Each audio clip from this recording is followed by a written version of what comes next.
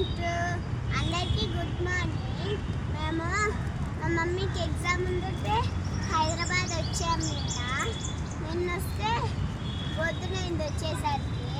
కాబట్టి మా పెద్దమ్మ ఇంటికి పోయి మంచిగా ఫ్రెష్ అయ్యి వచ్చి మా మమ్మీని ఎగ్జామ్ కాలేజీలో దింపి ఇంకా మేము పార్క్ వచ్చాను.